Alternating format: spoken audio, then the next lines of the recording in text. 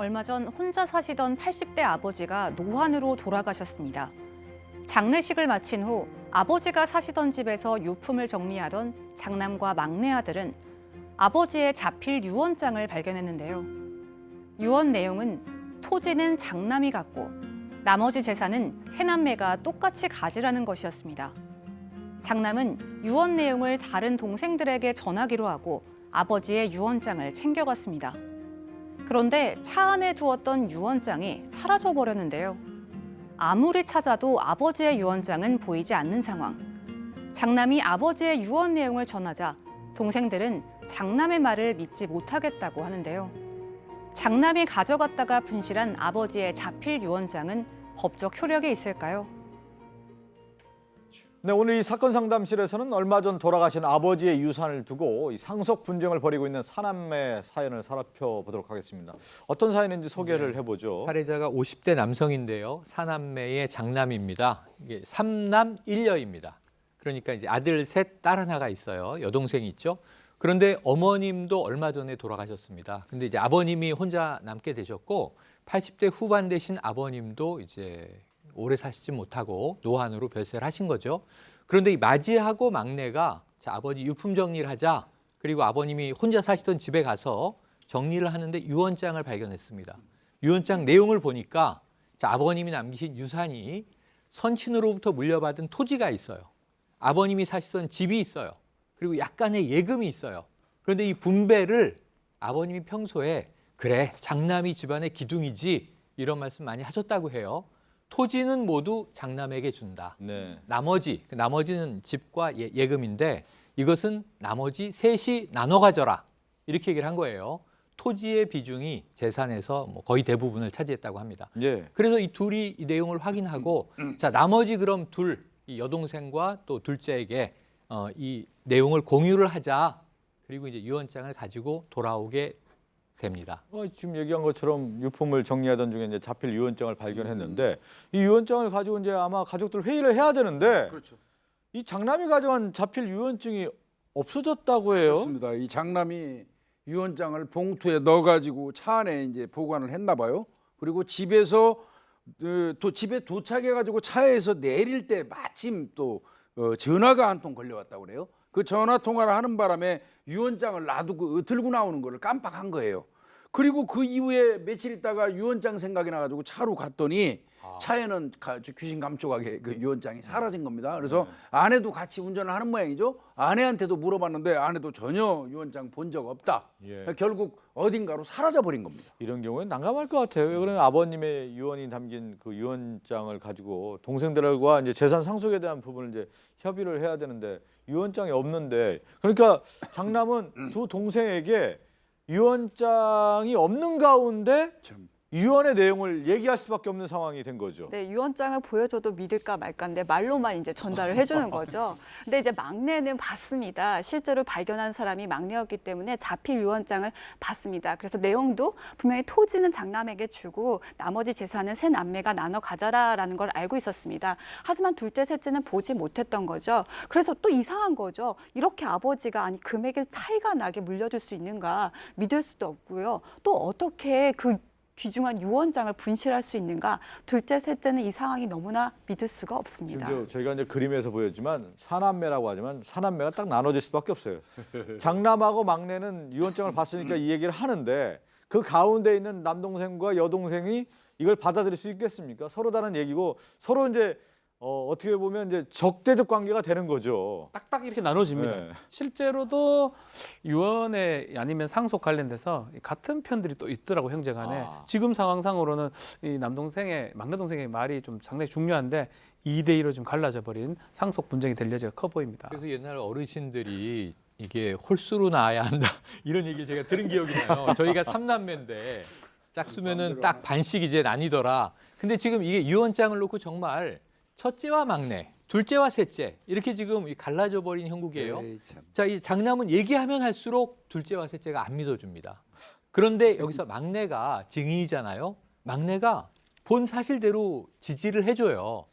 마청맞이 맞다. 나도 같이 봤는데 토지는 장남 준다고 하셨고 집과 나머지 예금은 셋이 나눠 가지라고 하신 내용이 맞다라고 이야기하는데 그럼 둘째, 셋째 뭐라 그러겠어요?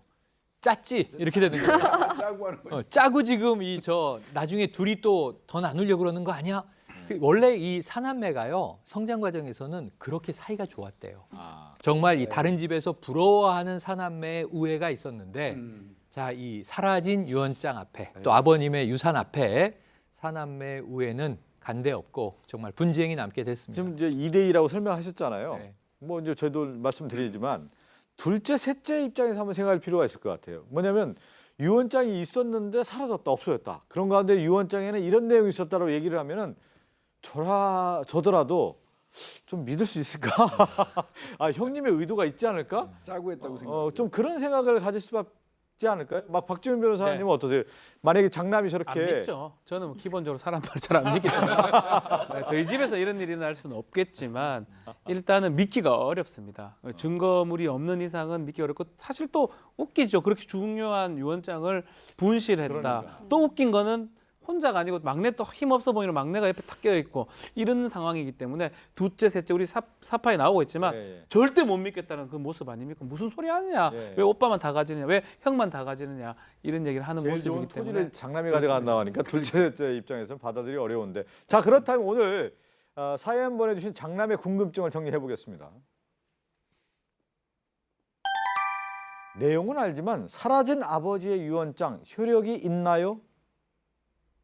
두 번째, 막내 동생이 같이 유언장을 받는데 증인이 될 수 있을까요? 라는 질문입니다. 첫 번째부터 좀 살펴보죠.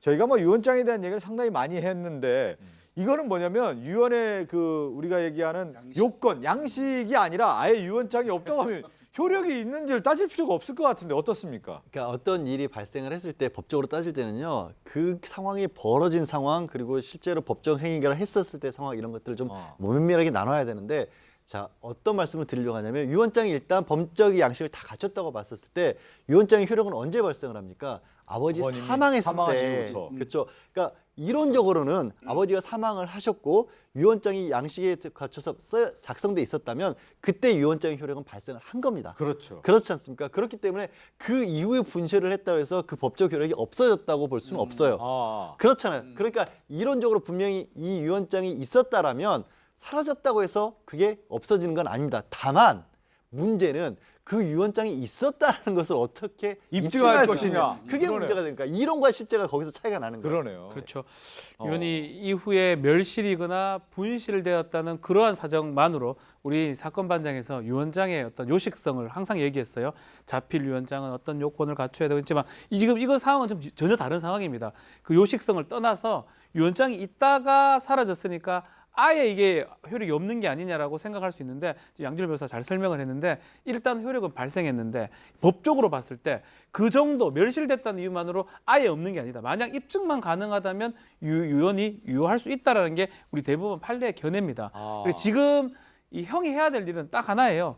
입증을 해내야 됩니다. 그 유언장의 존재 여부도 입증해야 되고 그 유언장의 내용을 입증한다면 없어졌다 해가지고 이거 유언의 효력이 사라진 게 아니기 때문에 근데 입증이 가장 중요한 상황이죠. 지금 얘기하는 것처럼 뭐 양 변호사님도 이제 박지훈 변호사 얘기했지만 효력은 있다라고 얘기할 수 있는데 그걸 입증할 수 있겠느냐. 그러니까 이론과 실제가 전혀 다르다는 생각이 드는데 입증을 어떻게 하냐. 그러면 지금 두 번째 질문으로 자연스럽게 넘어가는 거예요. 막내 동생이 봤다는 거 아니에요. 막내 동생이 증인으로서 증언을 해준다고 하면 그러면 유언장이 효력이 있는 거냐 이렇게 되겠죠. 그러니까 막내 동생의 증언만으로 효력이 당장 나타난다고 보기는, 그러니까 그것만으로 입증이 된다고 보기는 조금 무리가스럽고요. 다만 이 형이 뭘 했냐면 이미 유언장을 발견해서 다른 동생들에게도 내가 유언장이 있으니까 그 내용을 전달하겠다는 얘기도 또 했다는 내용도 들어와 있어요.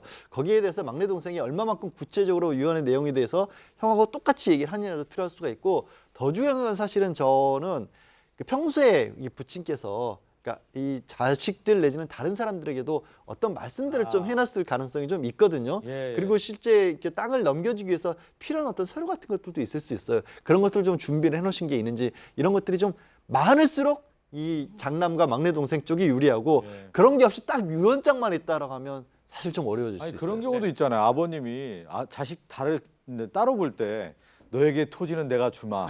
또 이 자식이 너에게 토지 이렇게 얘기했을 경우는 또 이게 상당히 혼란스러울 수도 있겠군요. 일반적으로 우리가 자필 유언장에 이렇게 기재를 하기도 하지만 근데 일반적으로 또 얘기를 또 합니다. 기본적으로는요. 이 사건은 아직 그런 것 같진 않아요. 그리고 대부분 유언을 하실 때 다 불러놓고 얘기를 해요. 그래서 말로 한 다음에 그게 자필로 하는 방식을 택할 수도 있고 아니면 뭐 공정증서, 공증에 의한 유언을 택할 수도 있는데 조금 특이하긴 특이하죠. 그 많은 재산을 형한테 장남을 줬을까? 그래서 장남이 이제 재판을 하는 과정이라면 당연히 막내 동생은 증인으로 나가야 되고요. 예. 내가 왜 받는지를 입증을 해야 될 거예요. 아버지가 갑자기 준다기보다는 예컨대 아버지한테 기여했던 부분들이 예, 예. 상당히 크기 때문에 아버지 옛날부터 내한테 다 준다, 형한테 다 준다, 첫째한테 다 준다 이런 내용들이 있다라는 다른 진술 같은 것도 다 확보한 다음에 다만 유언장만 없다. 누가 예. 보더라도 그 정도 유언이 갔을 것이다. 그게 입증이 된다면 아마 입증이 된다고 봐야 되는데 그런 증거가 있다면 그게 아니라면 저는 기본적으로 유언은 사실은 유언 안 없으면 동등하게 상속되는 거거든요. 예, 예.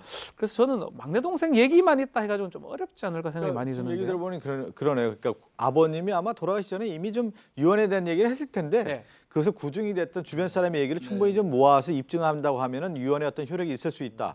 근데 막내 동생은 사실은 사남매 중에서 장남에게만 토지를 주고 나머지는 세 남매가 나눠 가져라 했는데 이 유언장으로 봤을 때는 사실 막내 동생에게는 혜택도 없어요. 혜택이 별로 없는데 그래도 아버님의 유언장이 이렇게 나와 있다라고 얘기를 했을 경우에는 그래도 좀 신뢰가 가지 않습니까? 아니요. 그렇죠. 그러니까 왜냐하면 이런 사례들이 저희 실무에서 겪거든요. 그러면 상대방 변호사가 제가 만약에 그런 주장을 하잖아요. 네. 상대방 변호사가 무슨 얘기를 하냐면 두 사람이 뒤로 다른 거래를 할 수 있다라고 해버려요. 뒷거래. 그러니까 그 말 한마디에 사실 가족 간의 소송이 정말 어려운 게 그런 것들이 하나하나가 판사 입장에서 봤었을 때 판사도 헷갈려요, 사실은 이런 정도는.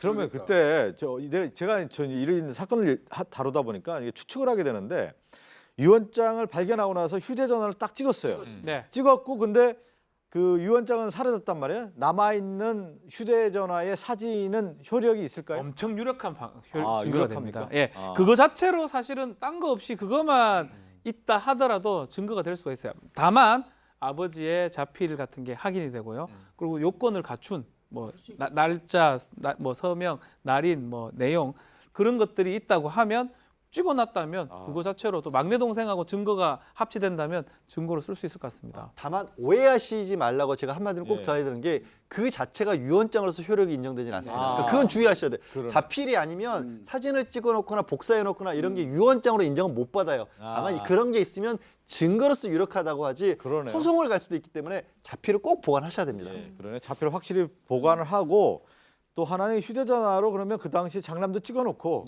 막내 동생도 찍어놨다고 하면 상당히 증거로서 이제 유리할 수가 있는데 유언장이 지금 사라진 마당에 구중 책임 그러니까 입증할 수 있는 책임은 장남에게 있다고 봐야 되겠군요. 함께 사는 세상으로 갑니다.